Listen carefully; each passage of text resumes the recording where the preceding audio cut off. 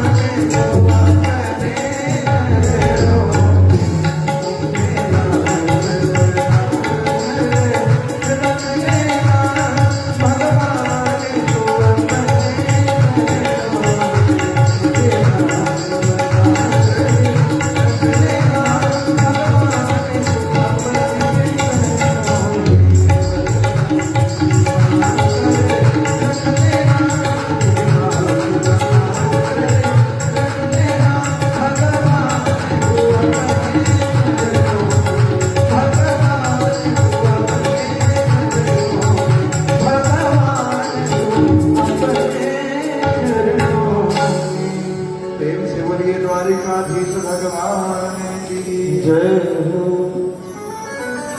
अब भीम आकर के भगवान के चरणों में गिर पड़े हैं और कह रहे हैं, हे प्रभु मुझे अब बचा लो, मैं यहाँ रुकने वाला नहीं।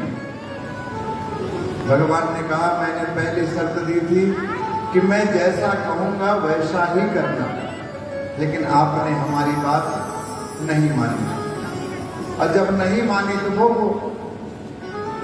कहे प्रभु अब आप जैसा कहेंगे वैसे ही करेंगे। कहने का तात्पर्य है कि जब हम स्वयं अपने कार्य को करना प्रारंभ कर देते हैं तो भगवान छोड़ देते हैं, और जब हम भगवान की शरण में जाते हैं और भगवान के पास जाकर के समर्पित हो जाते हैं, तब भगवान प्रसन्न होकर के हमारी सहायता करना प्रारंभ कर देते हैं। कहे बताओ, 27 दिन तक आपने युद्ध किया, हमारी तरफ एक बार भी देखा? भीम ने कहा, हे प्रभु हमसे गलती हो गई। कहे काम करना, अब युद्ध करना तो मेरी तरफ देख लेना। 28वें दिन महाराज युद्ध प्रारंभ हुआ और भीम भगवान की तरफ देखते तो भगवान की तरफ जब भी देखते तो एक भगवान एक तिनका उठाते और बीच में से चीर के फेंक देते। अब भीम समझ गए कि यही प्रक्रिया करनी है। तुरंत क्या हुआ, उठा करके पटके, और वर्णन करते हैं सुखदेव जी महाराज कैसे उन्होंने जरासंध के पैर को चीरा। महाराज जैसे एक हाथी पेड़ के डाली को तुरंत अपने सूंड से पकड़ करके और फाड़ देती है, उसी प्रकार आज भीम जरासंध के पैर को नीचे दाब लिए और दूसरे हाथ से उसके पैर को पूरा शरीर एक तरफ अलग कर दिया। अलग करके उन्होंने फेंक दिया।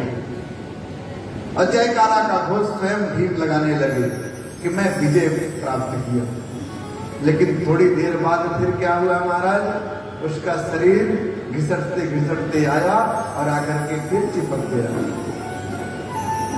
और जरासंध पुनः खड़ा होकर के युद्ध करना प्रारंभ कर दिया।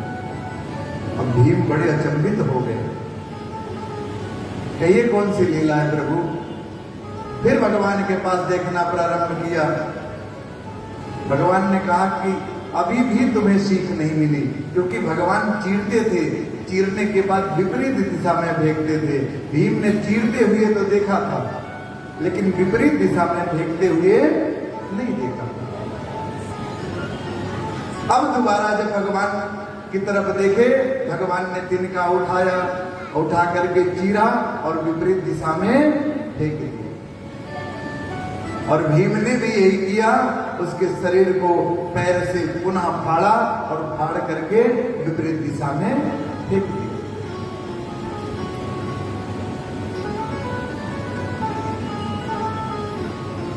अब सुखदेव जी महाराज प्रश्न कर लिए,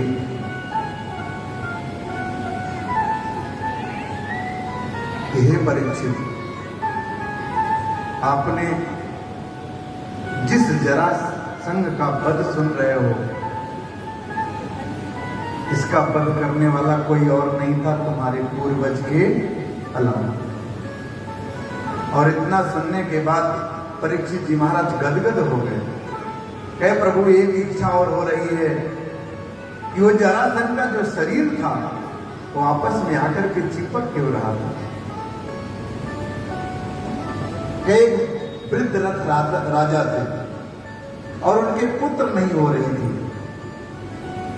भगवान से बहुत याचना किए थे, एक संत भगवान मिले। संत भगवान ने उनको एक फल दिया कि ले जाकर के अपनी धर्मपत्नी को खिला दो और पुत्र रत्न प्राप्त हो जाएगा।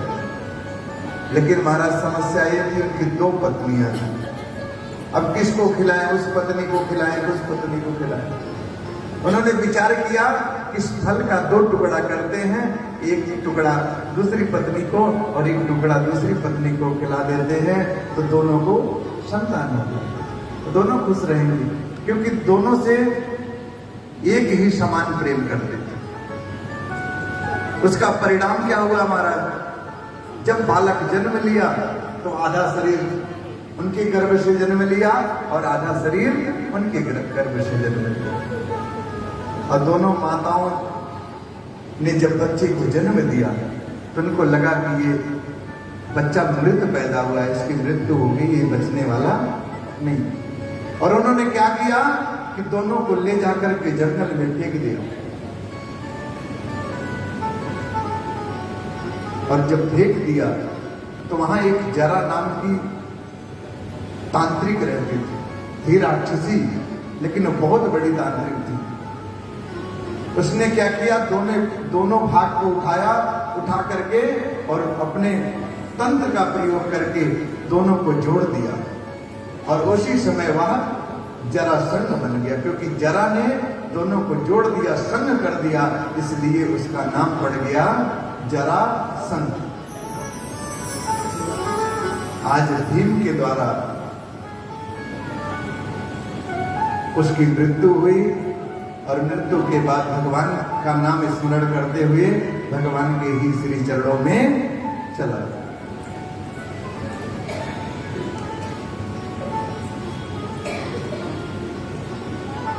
अब जब वह चला गया तो पुनः भगवान पांडवों के पास आए। आने के बाद कहे कि अब आप लोग राजसूय यज्ञ पूर्ण रूप से कर सकते हो, इसमें कोई भी खंडन नहीं हो। महाराज सब विचार करने लगे कि यज्ञ तो होगा, लेकिन इसमें प्रथम पूजा किसकी की जाए। तो वहीं पर सहदेव जी खड़े थे। उन्होंने कहा कि ऐसा है, द्वारिकाधीश के अलावा कोई और पूज्यमान नहीं है। अब सब विचार करने लगे कि द्वारिकाधीश के अलावा कोई नहीं है, एक काम करते हैं, द्वारिकाधीश की ही पूजा प्रथम करते हैं। अच्छा, ये तो सबसे छोटे से बात शुरुआत हुई। ऊपर भीष्म पितामह जी ने भी यही सहमति दी कि द्वारिकाधीश के अलावा कोई और पूज्यमान नहीं है, इसलिए द्वारिकाधीश का प्रथम पूजन करके फिर राजसूय यज्ञ प्रारंभ किया। अब जब छोटे की अनुमति मिल गई सहदेव के रूप में और भीष्म पितामह सबसे बड़े, दोनों की अनुमति मिल गई महाराज, तो यह निर्णय ले लिया गया कि द्वारिकाधीश की प्रथम पूजा की जाए। और सब ले जा करके आसन पे बैठाए। तब तक वहीं पर शिशुपाल बैठा हुआ था। उसको स्मरण हो आया, किसी के कारण हम दूल्हा बन के गए थे सेहरा बांध के, और बारात हम ले गए, दूल्हा हम बन के गए और जाकर के दुल्हन को ये ले गया। आज मैं इसको छोड़ने वाला नहीं। और महाराज भगवान को गाली देना प्रारंभ कर दिया। तब तक भगवान की तरफ से पांडव खड़े हो गए, बस अब चुप हो जा, अब द्वारिकाधीश के विषय में एक भी शब्द मत बोल देना। तब तक शिशुपाल की तरफ से भी लोग खड़े हो गए कि आप लोग खड़े हो गए तो हम लोग भी खड़े होने में पीछे नहीं हटने। भगवान तुरंत खड़े हो गए, एक काम करो, आप भी बैठ जाओ और आप भी बैठ जाओ। यह शिशुपाल जो है हमारी बुआ का लड़का है, इसलिए हम दोनों भाई की बात है, हम दोनों भाई आपस में निपट लेंगे, आप दोनों लोगों की बोलने की आवश्यकता नहीं। अब जब सबने ये सुना, सुनने के बाद महाराज दोनों का संभाषण प्रारंभ हो गया। भगवान शांत होकर के सुन रहे हैं और कह दिए कि ये हमारी बुआ का लड़का है और हमने बुआ को वचन दिया है, इसकी 100 गलती माफ है। शिशुपाल गाली देते देते महाराज इतने आक्रोश में आ गया कि भगवान को 100 गाली देना। अब जैसे ही 100 गाली पूर्ण हुई, भगवान तुरंत, अब अगर एक भी गलती की तो मैं छोड़ने वाला नहीं। लेकिन जिसका अंत आ जाता है महाराज, वो समझ नहीं पाता है। वो गलती पर गलती, गलती पर गलती, गलती पर गलती करना प्रारंभ कर देता है। इसी प्रकार आज शिशुपाल भी वही कर रहा है। उसको तनिक चिंता नहीं हुई, तुरंत 101 गाली भगवान को दे दी। और जैसे 101 हुआ, भगवान ने तुरंत सुदर्शन चक्र निकाला और निकाल करके उसने गोविंदाय नमो नमः कर दिया। गोविंदाय नमो नमः तो कर दिया महाराज, लेकिन स्थान कहां दिया? उसको स्थान अपने श्री चरणों में दिया, क्योंकि वो बुआ का लड़का है और उसने भगवान से लड़ाई करके अपनी मृत्यु ली। भगवान ने कहा कि जो जिस भाव से आता है, भाव कुभाव अलग आलस हो किसी प्रकार से आ जाता है, उसको मैं उसी रूप में स्वीकार कर लेता हूं। और जब शिशुपाल का वध हो गया, उसके बाद राजसूय यज्ञ पूर्ण किया गया महाराज। आगे की कथा में बताते हैं महाभारत की कथा, जिसमें धर्म और अधर्म की लड़ाई हुई, जिसमें भगवान ने धर्म का साथ लिया और धर्म का विजय किया। भगवान कहते हैं धर्मो रक्षित रक्षिता, जो धर्म की रक्षा करता है भगवान साक्षात खड़े होकर के उसकी रक्षा स्वयं करते हैं।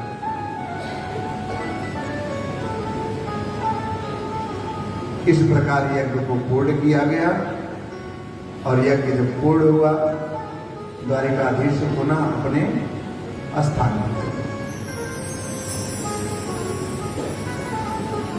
प्रेम से बोलिए द्वारिकाधीश भगवान की जय हो।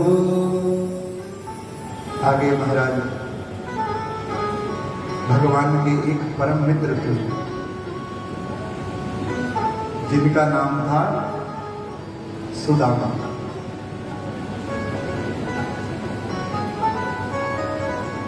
सुदामा का परिचय देते हैं। कृष्णस्यासीत सखा कश्चित् ब्राह्मणो ब्रह्मपित्तमः विरक्त इंद्रियार्थेषु प्रसन्नतया जितेन्द्रियः। सुदामा जी का परिचय दे रहे हैं कि कौन थे? कृष्ण के सखा थे, और ऐसे सखा नहीं थे, परम सखा थे, परम मित्र थे। कहते हैं कृष्णस्यास्य सखा कश्चित् ब्राह्मणो ब्रह्मपित्तमः। नाम के ब्राह्मण ने थे, ब्राह्मणो ब्रह्मपित्तमः, त्रिकाल संध्या करने वाले थे और ब्राह्मणत्व का पालन करने वाले थे। इसीलिए इनका परिचय देते हैं ब्राह्मणो ब्रह्मपित्तमः, कि ब्राह्मण तो थे ही, लेकिन ब्राह्मण के हर कर्म का पालन करने वाले थे। और कैसे थे? विरक्त इंद्रियार्थेषु, विरक्त थे और समस्त इंद्रियों को अपने बस में रखते थे। अप्रसन्नात्मा जितेन्द्रियः। क्या कह रहे हैं? प्रसन्नात्मा जितेन्द्रियः, हरदम प्रसन्न चित्त रहते थे और भगवान के नाम का उच्चारण करते थे। इनका परिचय देते हैं महाराज कि ऐसे ब्राह्मण थे कि जो भगवान के मित्र थे, द्वारिकाधीश जैसे उनके मित्र थे, परंतु वो अपने ब्राह्मण कुल का, अपने ब्राह्मणत्व का हमेशा ध्यान रखते थे।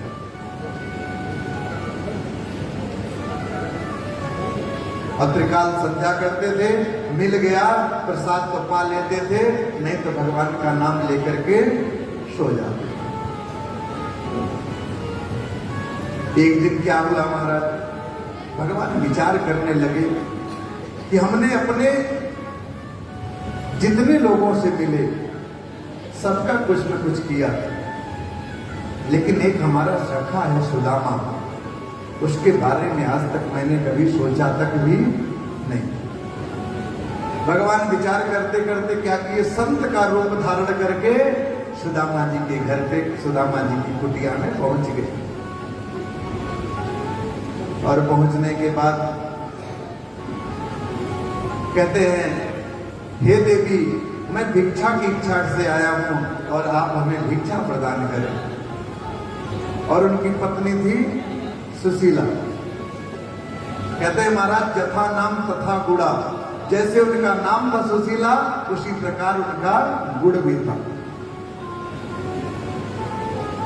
अगर भिक्षा मांग कर लाते थे तो पाती थी, और नहीं आता था तो नहीं था। भगवान आए साधु का रूप धारण करके, कहे देवी भिक्षा दो। और जब भगवान ने कहा कि भिक्षा दो, तो क्या बता रही हैं कि हे प्रभु, मेरे यहाँ सूतक लगा हुआ है। सूतक का तात्पर्य, क्या क्यों सूतक लगा? क्या हमारे यहाँ जन्म लिया है? क्या कौन जन्म लिया है? क्या एक बालक जन्म लिया है? क्या बालक कौन सा है? क्या दरिद्र नाम रूपी बालक हमारे घर पर जन्म लिया है, इसलिए हम आपको अन्नदान नहीं कर सकते। सुशीला भगवान से कह रही हैं, एक माह दो पाख में, एक महीने में दो पक्ष आता है। एक माह दो पाख में तो एकादशी होए, मेरे घर में हे प्रभु नित्य एकादशी होए। हे प्रभु, हमारे घर पर दरिद्र रूपी बालक जन्म लिया है, और एक महीने में दो पक्ष होता है, और दो पक्ष में दो ही एकादशी होती है, लेकिन हमारे घर में नित्य प्रतिदिन एकादशी ही मनाई जाती है। ऐसी गरीबी थी महाराज। लेकिन सुशीला जैसी पत्नी उस गरीबी में बच्चों को भी पालती थी, और अपने पति से कभी शिकायत नहीं किया महाराज। की शिकायत नहीं थी, और अपने पति से हमेशा प्रसन्न रहती थी। और जब भी पति से बात करती थी तो प्रेम से और आदर से बात करती थी।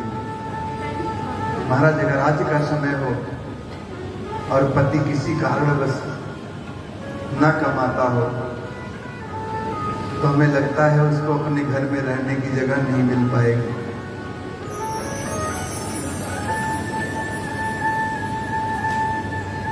लेकिन सुशीला क्या कर रही हैं कि अपनी पति का शिकायत नहीं कर रही हैं।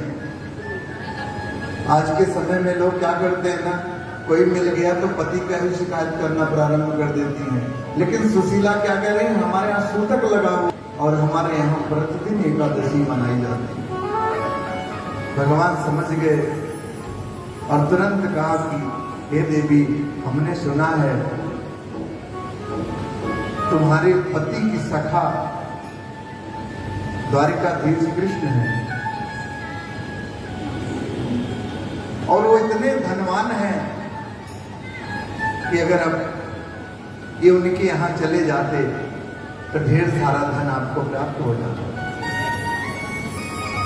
अब सुशीला के बाद में ये दिमाग में ये बात बैठ गई कि द्वारिकाधीश का नाम सुना, और सुनने के बाद समझ गए कि हमारे पति के सखा हैं।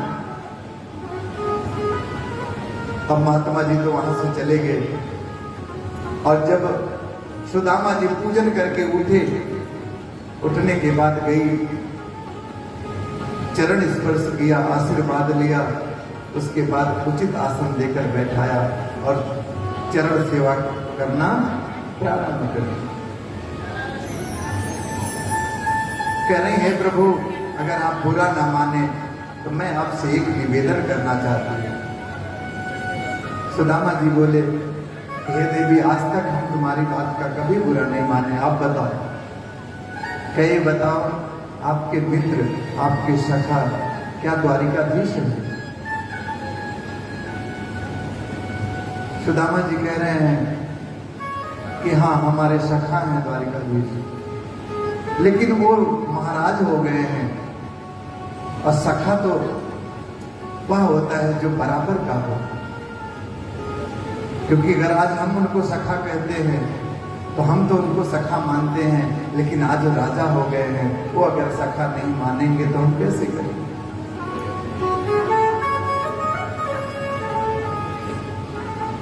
हम लोग बचपन में एक ही गुरु के साथ सानिध्य में पढ़े हैं, लेकिन हम तो उनको सखा मानते हैं, लेकिन अगर वो सखा नहीं मानेंगे तो हम कैसे सखा होंगे?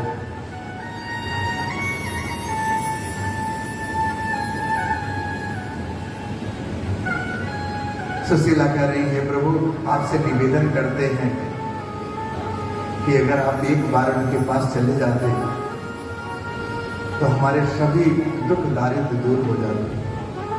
लेकिन सुदामा कह रहे हैं, हे देवी, जाने के लिए तो मैं जा सकता हूं, लेकिन दुख दारिद्र दूर करने के लिए उनके पास नहीं जाऊंगा, क्योंकि मित्र के पास कुछ मांगने की चेष्टा लेकर के नहीं जाना चाहिए। मित्र के पास तो निस्वार्थ भाव से जाना चाहिए, क्योंकि मित्र वही है जो बिना स्वार्थ के मित्र को याद करे। सुशीला तैयार हो गई, कहीं एक काम करो, आप जाकर के मिल के चले आओ, कुछ कहना। सुदामा तैयार हो गए। अब तैयार होने के बाद महाराज कह रहे, हे देवी, हम इतने वर्षों बाद अपने मित्र से मिलने जा रहे हैं और खाली हाथ जाएंगे तो हमारा मित्र क्या सोचेगा? अब सुशीला सोच रही है, किसी प्रकार इनको तैयार किए हैं तो ये काम करते हैं। जल्दी जल्दी गई और 4 मुट्ठी, वर्णन करते हमारा 4 मुट्ठी और 4 प्रकार का, अलग अलग, यहाँ अलग अलग घर से अलग अलग प्रकार का चावल मिला। 4 मुट्ठी चावल लेकर के आई और उतने में ही प्रसन्न हो गई। भाव देखिए कि 4 मुट्ठी चावल हम अपने पति देव को दे देंगे और इसको ले जाकर के अपने सखा को दे देंगे। सुशीला आई, आने के बाद चावल तो मिल गए महाराज, लेकिन उनके पास कोई पात्र नहीं था जिस पात्र में रख के ले जाते। इतनी गरीबी थी। एक धोती पड़ी हुई थी महाराज, और उस धोती में अनगिनत छेद थे। सुशीला ने क्या किया, उसी को कई परत बनाया और परत बना करके 4 मुट्ठी चावल उसी में रख दिया। और रखने के बाद सुदामा जी से आग्रह करने लगी कि हे प्रभु, ये प्रसाद लीजिए और जाकर के अपने सखा को दे दीजिएगा, क्योंकि जिसके पास गरीबी है महाराज, उसके लिए वही 4 दाने चावल ही बहुत है, लेकिन जिसके पास अमीरी है उसके लिए उस चावल का कोई महत्व नहीं। सुदामा जी ले तो लिए, लेकिन निकल दिए। निकल के जब जा रहे हैं मार्ग में तो विचार कर रहे हैं कि हे सुदामा, तू कितना स्वार्थी है, थोड़ा सा चावल लेकर के और द्वारिकाधीश के महल की तरफ जा रहा है, और उस महल में जाकर के यही चावल लेगा, वो भी टूटे हुए चावल, और उस पात्र में रखा है जिस पात्र में इतने छेद हैं, वह द्वारिकाधीश जब खोलेगा तो खोल के क्या सोचेगा? सुदामा जी चले जा रहे हैं और मन में विचार करे जा रहे हैं।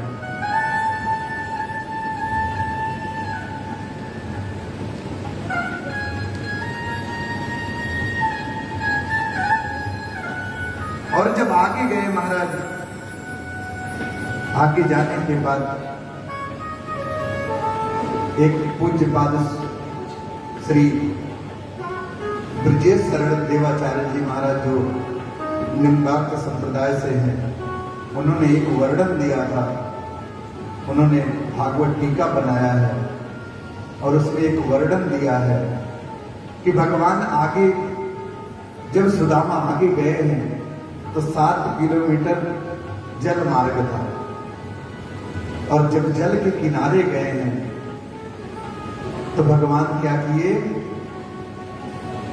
कि भगवान को लगा कि सुदामा को पार करने वाला कोई और नहीं मिलेगा, तो भगवान नाव लेकर के और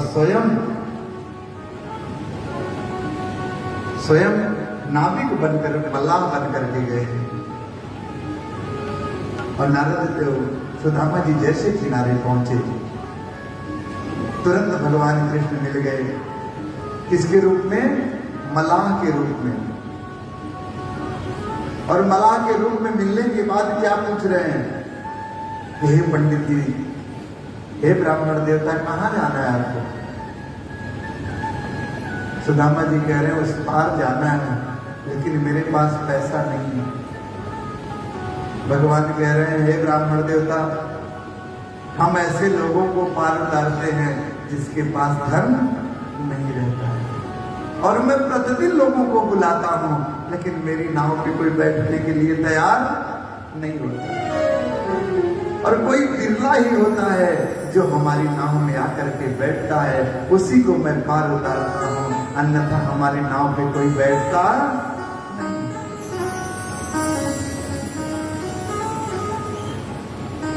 कहते मेरी नौका में बिरले बिरले लोग फिरते हैं, सबके बस की बात नहीं है, लेकिन मैं प्रतिदिन बुलाता हूं।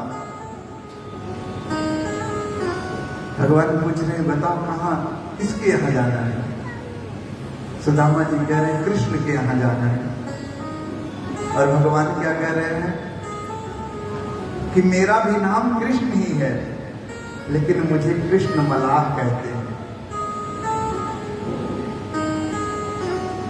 और मैं भी पार उतारता हूं, लेकिन मेरी नौका में कोई बैठता ही नहीं है, और आपकी तरह कोई बिरला बिरला आ जाता है तो उसी को पार उतारता हूं, अन्यथा महाराज कोई बैठने ही नहीं आता, क्योंकि मैं रोज बुलाता हूं लेकिन कोई सुनता नहीं।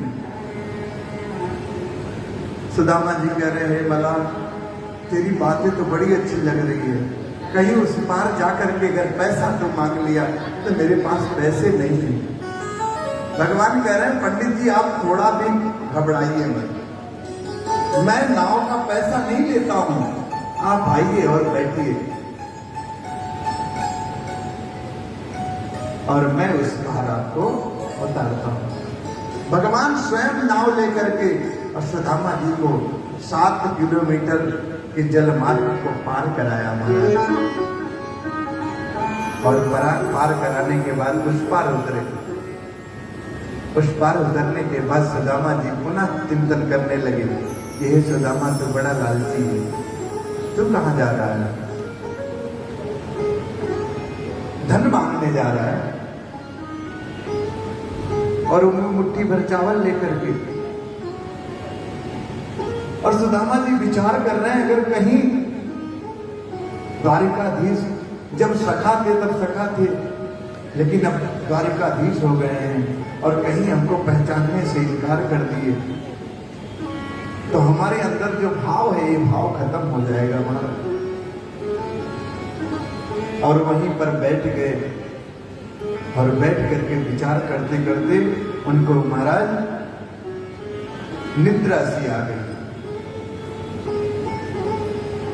और जब वो निद्रा पूर्ण हुई तो उन्होंने क्या देखा कि हम द्वारिकापुरी की तरफ पहुंच गए।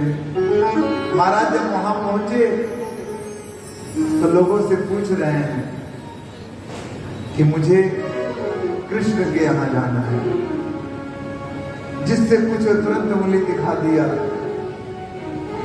ये ऐसे नाम नहीं लेते हैं, वो द्वारिकाधीश है, श्री श्री 1008 श्री, फिर कई श्री लगा करके। सुदामा जी सोच रहे हैं हमारे लिए तो कन्हैया था, हम फिर भी शुद्ध करके कृष्ण बता रहे हैं, और यहाँ श्री श्री श्री लगा रहे हैं। सुदामा जी पुनः अपने आप को कोसने लगे। महाराज कहते हैं, हे सुदामा, तू अभी भी समय है, लौट जा, नहीं तेरे भाव खत्म हो जाएंगे। और जब तेरे भाव खत्म हो जाएंगे तो जो कन्हैया है तुम्हारा, वो भी तेरे अंदर से निकल जाएगा।